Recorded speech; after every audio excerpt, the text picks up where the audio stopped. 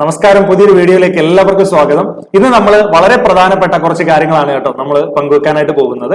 SSC MDS എക്സാമിന്റെ detailed ആയിട്ടുള്ള സിലബസും അതുപോലെ തന്നെ SSC MDS CRPS IB തുടങ്ങിയ എക്സാമുകളുടെ റീസണിങ്ങിന്റെ ടോപ്പിക്കുകളുടെ ഒരു കമ്പാരിസണുമാണ് ഞാൻ നടത്താൻ പോകുന്നത്. ആദ്യമേ തന്നെ ഞാൻ പറയുന്നു, നമ്മുടെ SSC GD എക്സാം എഴുതിയവരെ കുറെ പേര് നമ്മളെ സന്തോഷം അറിയിക്കുന്നുണ്ട്. എല്ലാവർക്കും ഇപ്പൊ യൂട്യൂബിലെ കമന്റ്സിന് മറുപടി നൽകാനൊന്നും പറ്റാത്തതുകൊണ്ടാണ് ഞാൻ ഇപ്പൊ തന്നെ പറയുന്നത്. എല്ലാവരുടെയും സ്നേഹത്തിന് നന്ദി അറിയിക്കുന്നു. അപ്പോൾ അക്കാഡമി എല്ലാ സപ്പോർട്ടും തന്നുകൊണ്ട് ഇനി വരുന്ന എക്സാമുകൾക്കും നിങ്ങളുടെ ഒപ്പം ഉണ്ടായിരിക്കും. എല്ലാവരും ക്ലാസ്സുകൾ കൃത്യമായിട്ട് കാണാനായിട്ട് ശ്രമിക്കുക. GD എക്സാം കഴിഞ്ഞിട്ട് ബാക്ക് ടു ബാക്ക് നമുക്ക് എക്സാം ഉണ്ട്. SSC MDS നോക്കണേ, 10ാം ക്ലാസ് യോഗ്യതയിൽ നടത്താൻ പോകുന്ന ഒരു പരീക്ഷയാണ് കേട്ടോ. ഈ 10ാം ക്ലാസ് യോഗ്യത ഇല്ലാത്തവരാരുമില്ല നമ്മുടെ ഈ കൂട്ടത്തിൽ. നമ്മുടെ ഈ GD എക്സാം എഴുതിയവരെല്ലാം 10ാം ക്ലാസ് യോഗ്യത ഉള്ളവരാണ്. അപ്പൊ അവർക്കെല്ലാം ഈ പരീക്ഷ ഒരു ടെസ്റ്റ് തന്നെയാണ്. നന്നായിട്ട് പ്രിപ്പയർ ചെയ്ത് SSC MDS എഴുതുക. ഒരുപക്ഷെ GD ഇപ്രാവശ്യം അത്രയും പെർഫോം ചെയ്യാൻ പറ്റിയില്ല, കലക്കാൻ പറ്റാത്തവരാരെങ്കിലും ഉണ്ടെങ്കിൽ അടുത്ത പ്രാവശ്യം നമുക്കത് പൊക്കാൻ പറ്റും. അതുപോലെ തന്നെ CRPFന്റെ എക്സാം വരുന്നുണ്ട്. അതുപോലെ തന്നെ നമുക്ക് IB എക്സാംസ് ഉണ്ട്. അങ്ങനെ വരുന്ന എക്സാമുകൾക്കെല്ലാം ഇതൊരു നല്ല ഒരു വേദിയാണ്. നന്നായി പ്രിപ്പയർ ചെയ്യാൻ ശ്രമിക്കുക. പിന്നെ മക്കളെ, വളരെ പ്രധാനപ്പെട്ട ഒരു കാര്യം കൂടെ പറഞ്ഞോട്ടെ.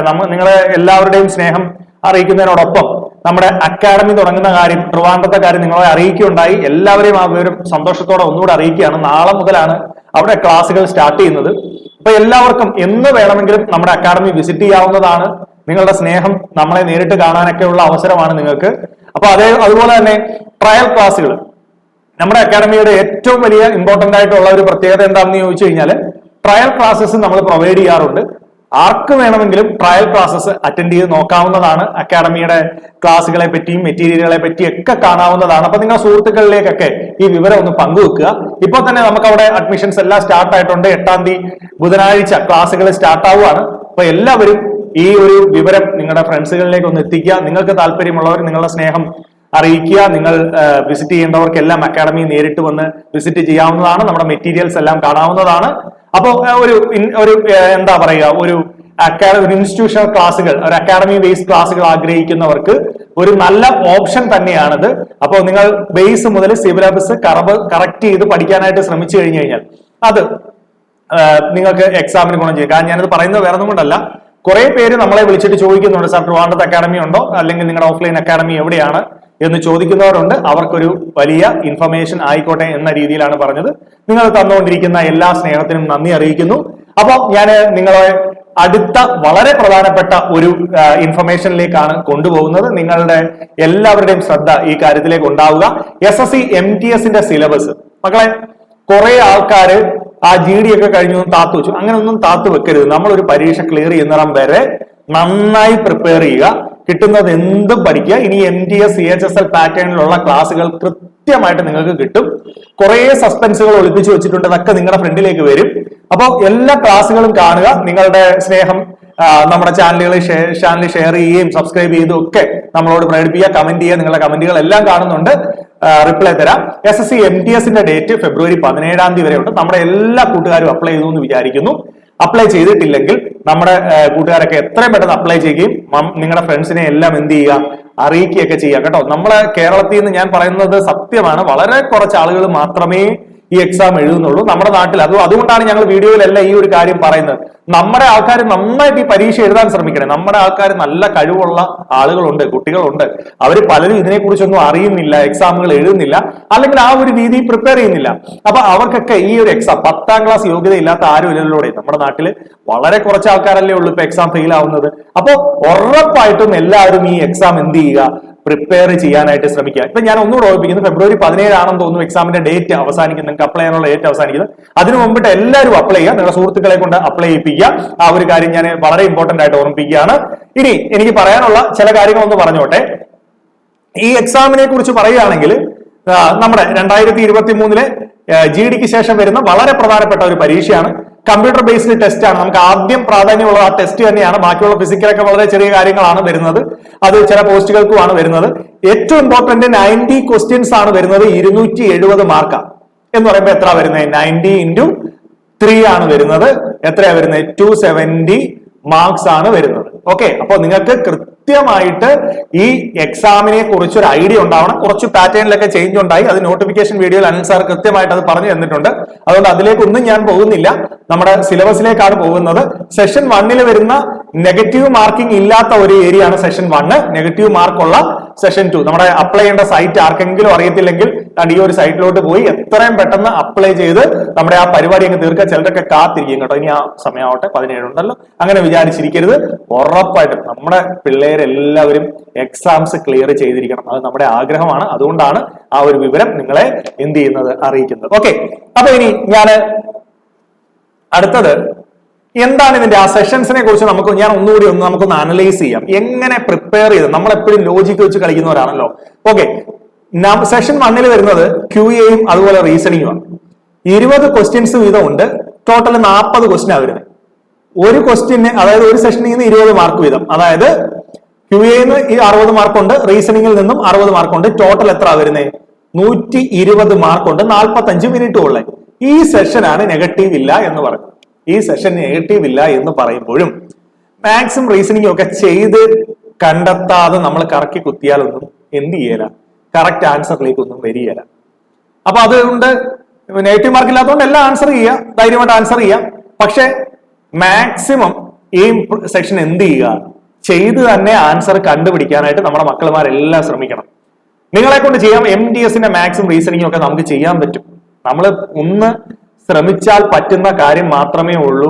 നിങ്ങൾക്ക് എന്തെങ്കിലും സംശയം ഉണ്ടെങ്കിൽ നമ്മളെ അക്കാഡമിയുമായി ബന്ധപ്പെടുക, അത് നമുക്ക് പറഞ്ഞു തരാം. ഇത് നമുക്ക് എക്സാം ക്ലിയർ ചെയ്യാൻ പറ്റുന്നതേ ഉള്ളൂ.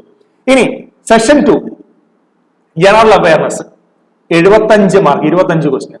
നിങ്ങളൊന്ന് ആലോചിച്ച് നോക്ക്. GK ആയിരുന്നു ഒരുപക്ഷെ വേണമെങ്കിൽ നമുക്ക് കുറച്ച് കറക്കിയൊക്കെ കുത്താമായിരുന്നു. പക്ഷേ GK കറക്കി കുത്താൻ പറ്റുമോ? നെഗറ്റീവ് മാർക്ക് കിടപ്പുണ്ട്. അറിയാമെങ്കിൽ അറിയാം, അറിയത്തില്ലെങ്കിൽ അറിയത്തില്ല. അപ്പൊ അതുകൊണ്ട് തന്നെ GK 25 മാർക്ക് ക്വസ്റ്റ്യൻസ് കറക്റ്റ് ചെയ്യണം എന്നുണ്ടെങ്കിൽ ആ 75 മാർക്ക് എന്ന് പറയുന്നത് is very important.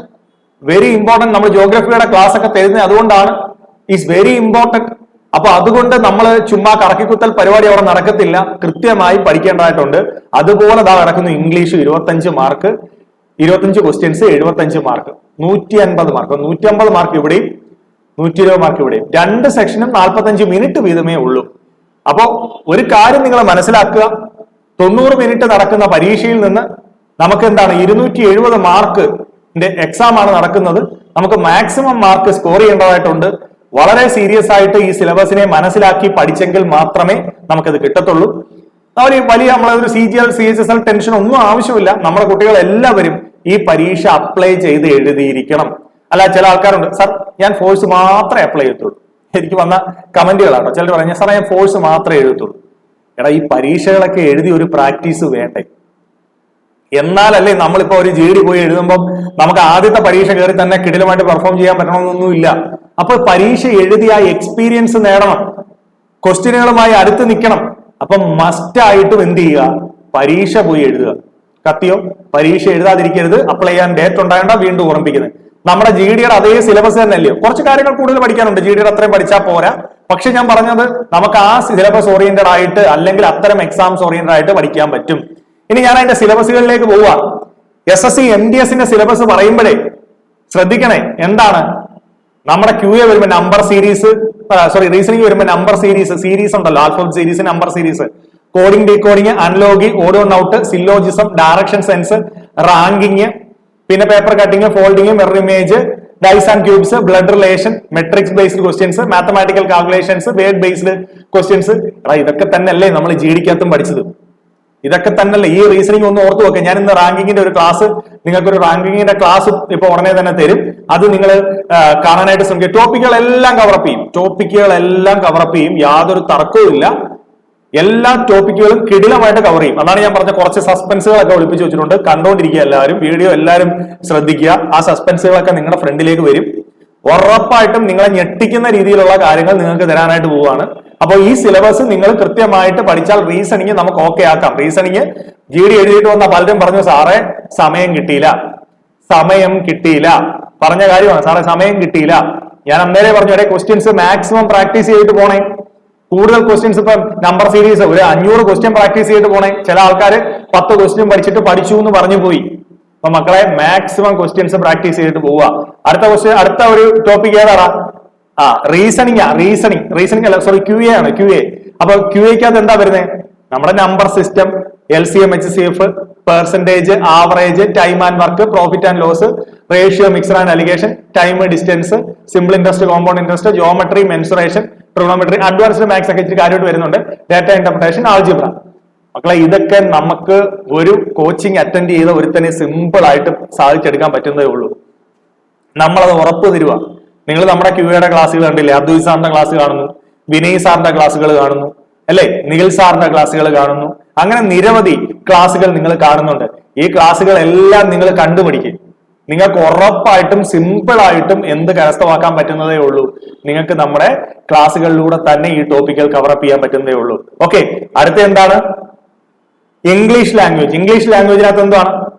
Error correction ഉണ്ട്, എറർ സ്പോട്ടിംഗ് ഉണ്ട്, ഫില്ലിംഗ് ദ ബ്ലാങ്ക്സ് ഉണ്ട്, സിനോണിംസ്, ആന്റോണിംസ്. ഇത് എന്തുവാണ്? ഇതിനകത്തൊക്കെ മാറ്റം എന്തുവാ? സ്പെല്ലിംഗിന്റെ ഡിറ്റക്ഷൻ ഉണ്ട്, ഇഡിയംസ് ആൻഡ് ഫ്രേസ് ഉണ്ട്, ഓൺ വേർഡ് സബ്സ്റ്റിറ്റ്യൂഷൻ ഉണ്ട്, സെന്റൻസ് ഇംപ്രൂവ്മെന്റ് ഉണ്ട്, കോംപ്രിഹെൻഷൻ ഉണ്ട്. ഇത്രയും കാര്യങ്ങൾ ഇതൊക്കെ തന്നെയല്ലേ SSCയുടെ എല്ലാ എക്സാമിനും. ഒരു സ്റ്റാൻഡേർഡ് ലെവലിൽ പ്രിപ്പയർ ചെയ്യുന്നവന് ഇതെല്ലാം പ്രിപ്പയർ ചെയ്യാൻ പറ്റും. ക്ലാസ് തരാം, ആവശ്യത്തിന് ക്ലാസ്സുകൾ തരാം. അപ്പോ മെനക്കെടാൻ നിങ്ങൾ തയ്യാറാണോ എന്നുള്ളത് മാത്രം അറിയണ്ട. ചില ആൾക്കാർക്ക് ആഗ്രഹമുണ്ട്, വർക്ക് ചെയ്യാൻ വയ്യ, പഠിച്ചേ പറ്റൂ, നോട്ട് എഴുതി പഠിച്ചേ പറ്റൂ. അത് ഞാൻ ഈ ലാസ്റ്റ് ക്ലാസ്സുകളൊക്കെ വന്നപ്പോ പലരും കാണാതെ അങ്ങോട്ട് കൃത്യമായിട്ട് നോട്ട്സ് ഒന്നും പ്രിപ്പയർ ചെയ്യുന്നില്ല. എടാ, ജോഗ്രഫിയുടെ ഒക്കെ ഇപ്പൊ ഒരു ക്ലാസ് വന്നിട്ടുണ്ട്, നിങ്ങൾ കണ്ടു നോക്ക്, നിങ്ങളൊന്ന് കണ്ടിട്ട് പറ. അതുപോലെ നന്നായി പ്രാക്ടീസ് ചെയ്താൽ നിങ്ങൾക്ക് നല്ല റിസൾട്ട് ഉണ്ടാക്കിയെടുക്കാൻ പറ്റും. ഇനി എന്താ? General awareness. ഞാനിത് ഇങ്ങനെ തരാൻ കാരണം എന്താണെന്ന് അറിയാമോ? എടാ, കറണ്ട് അഫയേഴ്സ് എല്ലാ എക്സാംസിനകത്തും പ്രാധാന്യമുള്ള ഒരു സാധനം. Questions will also be designed to test the knowledge of current affairs and such a matters of everyday observations and experience in their scientific aspects. അതായത് ഒരു വിദ്യാർത്ഥിയുടെ പ്രസന്റ് ആയിട്ടുള്ള കാര്യങ്ങളെ കുറിച്ചുള്ള ഒബ്സർവേഷൻസ് ഇത് കൃത്യമായിട്ടും ചെക്ക് ചെയ്യും. അതുകൊണ്ട് തന്നെ കറണ്ട് അഫയർ ക്വസ്റ്റ്യൻസ് നമ്മുടെ GK സൈഡിൽ നിന്ന് പ്രതീക്ഷിക്കണം. പിന്നെന്താണ്? Fact about India, world history, geography, അല്ലെ, അതുപോലെ തന്നെ പൊളിറ്റി, ഇന്ത്യൻ കോൺസ്റ്റിറ്റ്യൂഷൻ, അല്ലെ, സയൻസ് ആൻഡ് റിസർച്ച്, ഇങ്ങനെയുള്ള സ്റ്റാറ്റിക് ആയിട്ടുള്ള GK ഏരിയാസ് ഇവയെല്ലാം കവറപ്പ് ചെയ്താൽ നിങ്ങൾക്ക് ഉറപ്പായിട്ടും ആ 25 ക്വസ്റ്റ്യൻസ് കുറെയെങ്കിലും നിങ്ങൾക്ക് അറ്റൻഡ് ചെയ്യാൻ പറ്റുന്നതേ ഉള്ളൂ. അപ്പൊ മക്കളെ, SSC MTSന്റെ സിലബസ് ഡീറ്റെയിൽഡ് ആയിട്ട് മനസ്സിലായി എന്ന് വിചാരിക്കുന്നു. ഈ സിലബസ് അറിയാവുന്ന ഒരുത്തൻ പ്രിപ്പറേഷൻ ഇനി വൈകിക്കരുത്. ക്ലാസ്സുകൾ എല്ലാ ദിവസവും GDയുടെ ക്ലാസ് പോയതുപോലെ തന്നെ MTSന്റെ ക്ലാസ്സുകൾ വരും. ഈ ക്ലാസ്സുകൾ അറ്റൻഡ് ചെയ്താൽ സാർ CRPF അറ്റൻഡ് ചെയ്യാൻ പറ്റുമോ? IBയുടെ എക്സാം അറ്റൻഡ് ചെയ്യാൻ പറ്റുമോ?